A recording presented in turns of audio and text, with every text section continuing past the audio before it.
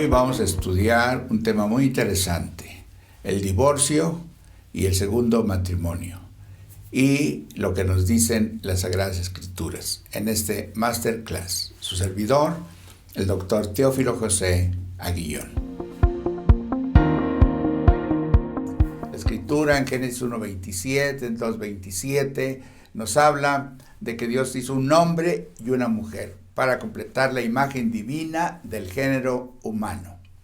La primera mujer se describe como una ayuda idónea. Y tanto en el Génesis como después en el Nuevo Testamento se precisó que hay un hombre y una mujer. No se habla de más criaturas, de más géneros, un hombre y una mujer. Y que la relación entre esa primera pareja y de todas las parejas debía ser social y física.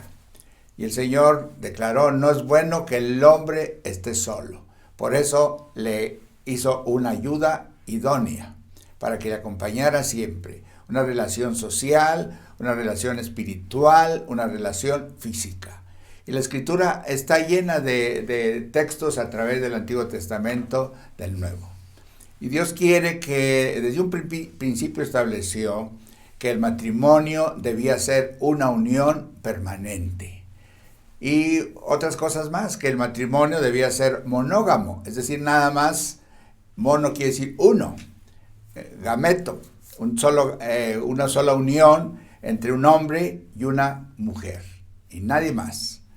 Y desde luego en la Escritura se menciona que varias cosas sobre el matrimonio. El matrimonio es un pacto, un solemne acuerdo de vinculación que primero se hace ante Dios y después ante los hombres. Hay un texto muy hermoso que está en el último libro del Antiguo Testamento, en Malaquías 2:14, en donde se establece que el matrimonio es una relación de mutuo amor y de entrega, que el matrimonio es el cimiento de la familia en términos de procreación y de crianza.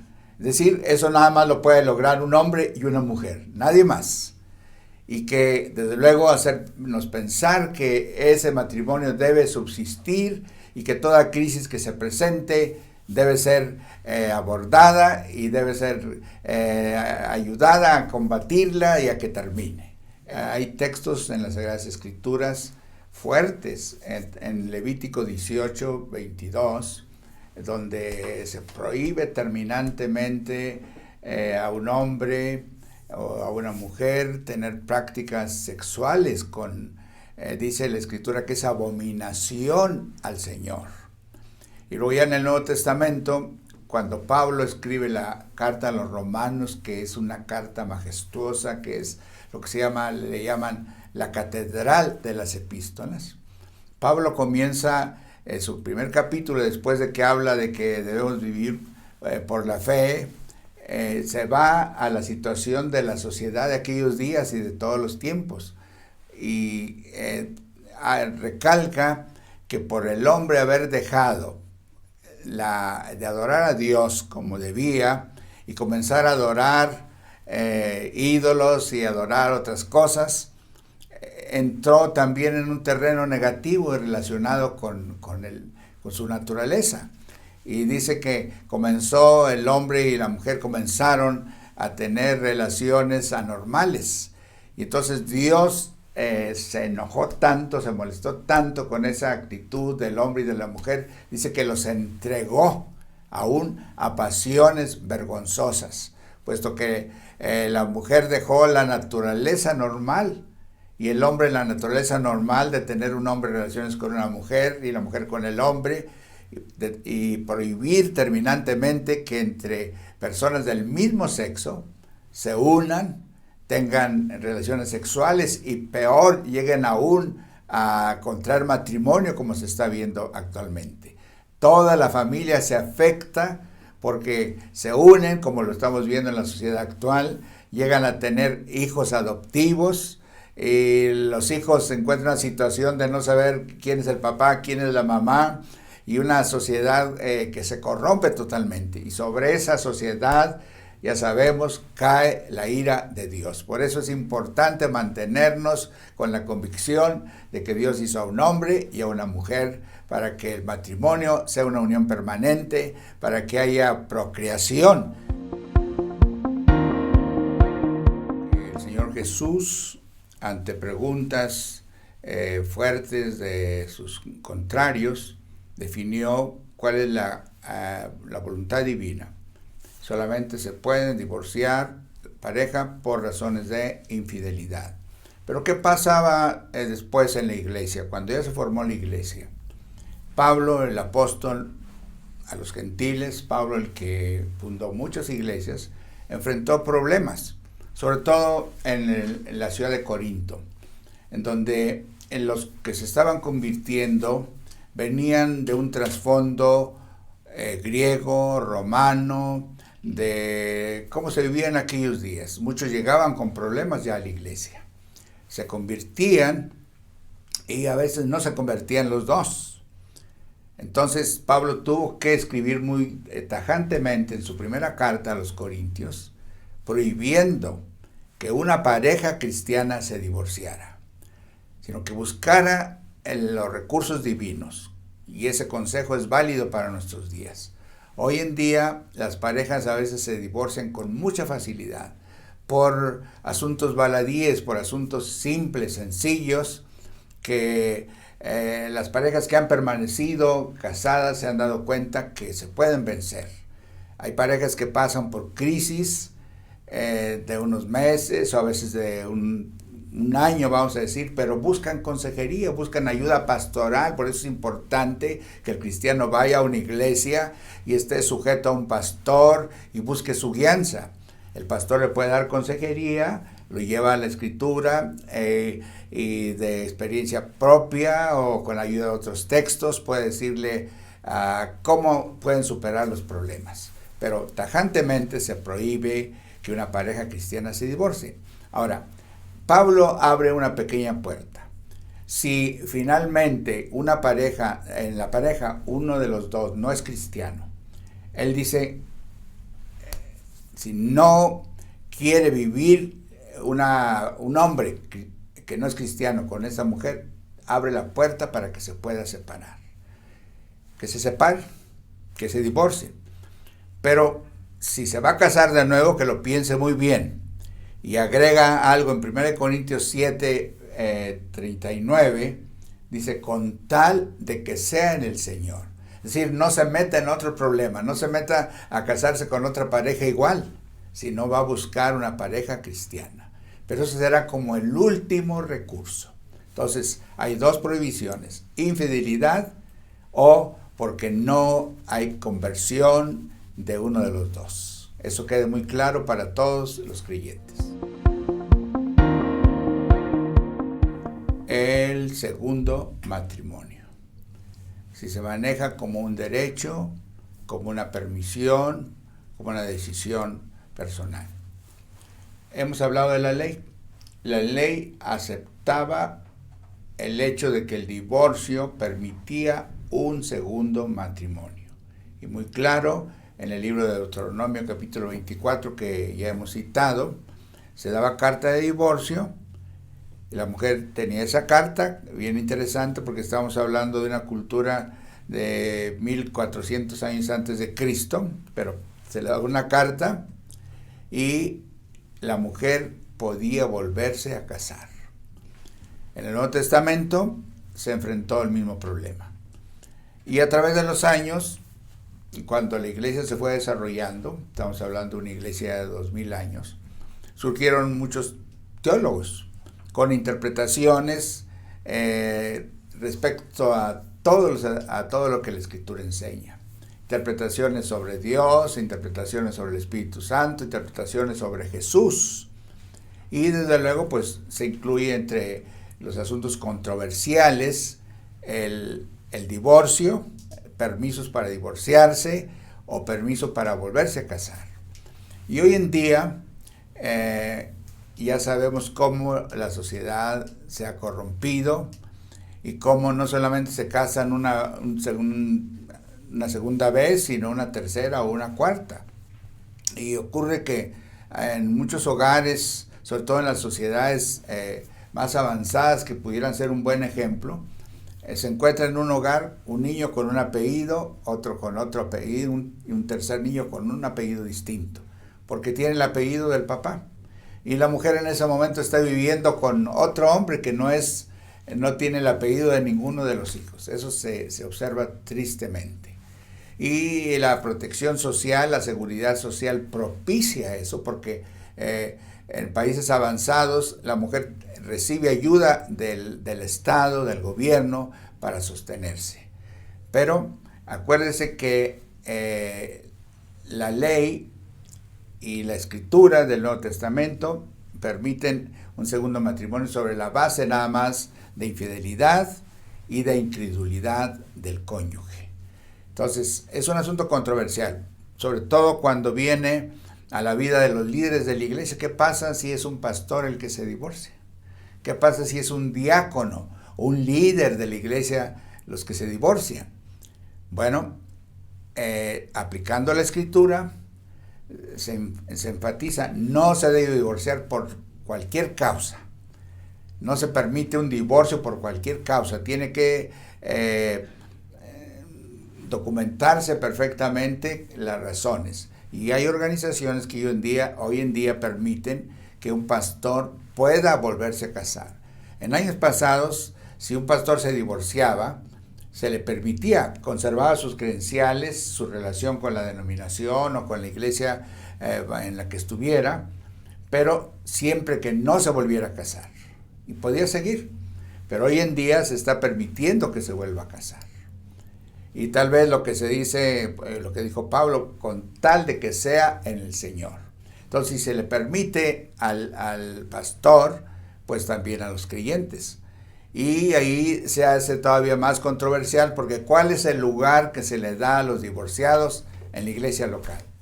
Jesús incluyó una cláusula de excepción, así se llama, cláusula de excepción, a favor del cónyuge inocente.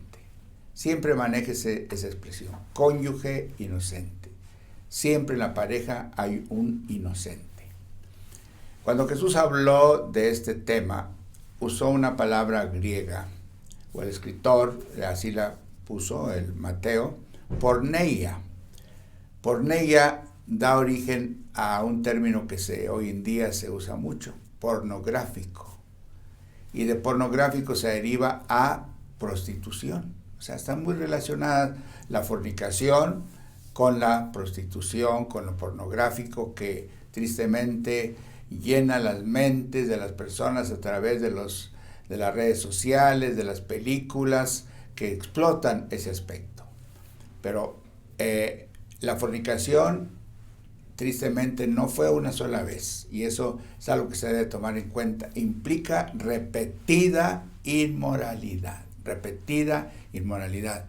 Ahora, ahí es donde entra el espíritu de compasión, de perdón en la pareja. Muchas veces el hombre, por un descuido, y esto es algo controversial también, pero es muy importante porque lo tocan los consejeros de radio, de televisión, y a veces cuando el hombre comete una falta, inmediatamente se le dice a la mujer, divórciate, o al hombre, divórciate. Y acuérdese que el cristiano está hecho de una nueva naturaleza. El Espíritu Santo trabaja y el hombre reconoce y la mujer reconoce que hemos sido perdonados, que el Señor perdonó nuestros pecados, que nuestros pecados eran terribles en el pasado, que ahora vivimos una nueva vida.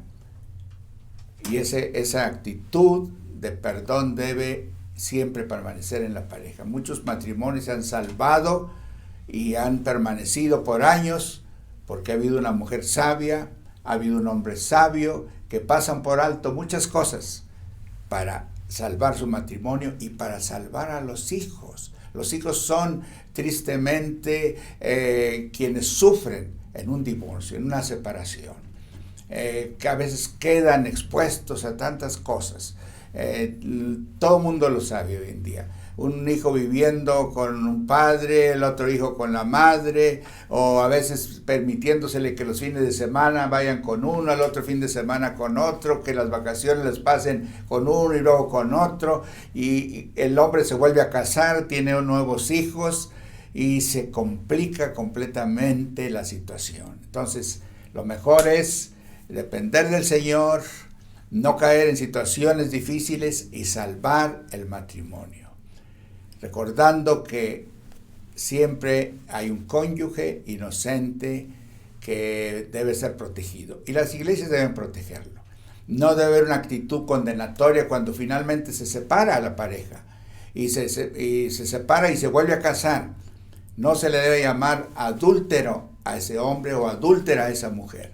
Debe haber una actitud de comprensión en el tiempo actual que le ayude a rehacer su vida y que le ayude a involucrarse en la vida de la iglesia, que también ese es otro aspecto que vamos a tratar enseguida.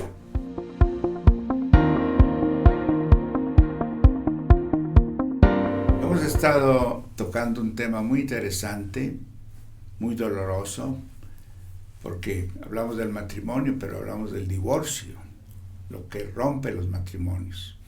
Hemos hablado de cómo los hijos normalmente son las víctimas de los divorcios. Si los padres pensaran más, si el hombre infiel, si el hombre que busca una relación fuera del matrimonio pensara más en los hijos, mucho se evitaría. Pero en la sociedad, hoy una sociedad desenfrenada, una sociedad sin Dios. ¿Qué pasa con los divorciados en la iglesia? Hemos mencionado que en la iglesia de Corinto, que estaba en una ciudad, en un puerto, donde llegaban personas de todo el Mediterráneo, que traían sus trasfondos culturales, que traían sus problemas, y que llegaban a la iglesia así. Entonces Pablo, en su carta que escribió, la primera carta a los Corintios, que es una carta muy doctrinal, que nos sirve mucho para las iglesias de hoy, porque era una iglesia difícil, una iglesia desordenada, una iglesia con muchos problemas, y se aplica tristemente a las iglesias de hoy en día que enfrentan situaciones semejantes. Pablo dice en el 1 Corintios 7:24 que cada uno sirva al Señor como fue llamado. ¿Qué quiere decir? Que muchos llegaron ya divorciados, que llegaron a la iglesia así, y otros desde luego llegaron sin pareja y en la iglesia se casaron. Y entonces podía haber cierta diferenciación, cierta discriminación. Él dijo, así como el Señor los perdonó, eso es muy importante, como Dios perdonó a una pareja que vivía en adulterio, que habían dejado a su esposo, su esposa, y ahora se habían vuelto a casar, y así se convirtieron, así los perdonó el Señor, así los transformó, y así los hizo nuevas criaturas. Entonces, eso debe ayudarnos para entender cómo Dios trata a los creyentes que por alguna razón llegan a una situación difícil de separarse, de divorciarse, y luego de volverse a casar. Y el mismo Pablo dice que se pueden casar, dice, con tal de que sea en el Señor. Quiere decir que la nueva pareja debe ser cristiana. Pero entonces en las iglesias se lucha muchas veces con qué lugar se les va a dar a los creyentes, a los divorciados. Si se les va a permitir participar de la Santa Cena. Y en muchas iglesias no les permiten participar de la Santa Cena. Recuérdese que la Santa Cena es un momento de acercamiento con el Señor. Es el participar todos en algo que nos une y en algo que permite, cuando lo hacemos en un buen espíritu, que el Espíritu Santo esté presente. A veces el Espíritu Santo está tan real en la vida de los congregantes que se siente así, casi lo toca a uno, porque la Santa Cena nos permite un momento de comunión que se debe ofrecer a todos, no importa su condición. Claro, debe haber una actitud de arrepentimiento entre los que están ahí. Pero entonces, ¿qué lugar se les da si llegan así o se divorcian dentro de la iglesia y tienen una posición de diáconos, de diaconisas, de maestros de escuela dominical, de líderes de algún departamento, de líderes de algún ministerio o aún de pastores. Y yo ya conozco varios casos a través de los años que se han dado de pastores que se han divorciado y que la iglesia los apoyó. La iglesia se dio cuenta qué condición tenía esa mujer que abandonó al pastor.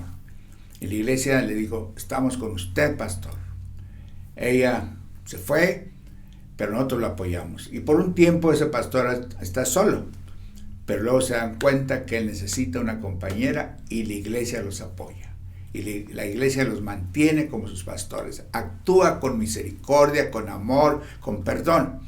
Y la denominación, óigalo bien, las denominaciones actuales en los países avanzados y también en los nuestros latinoamericanos están viendo con ojos más compasivos y le permiten al pastor que tenga su credencial, que tenga su relación con la red, con el ministerio, con el apostolado que lo supervisa y trabajan en común acuerdo. Ese debe ser el criterio de amor y de perdón que exista en la iglesia. Apoyar a las personas que pasan por esta crisis tan difícil, porque esto es doloroso, esto no es para festejarlo, no es para estar alegres, sino para ayudarnos en un espíritu de amor, de perdón, de misericordia, de compasión, como Dios nos ve a nosotros todos los días, ¿no? Este es un tema controversial. Seguramente si usted lo ha seguido, nos ha ido siguiendo, escuchando,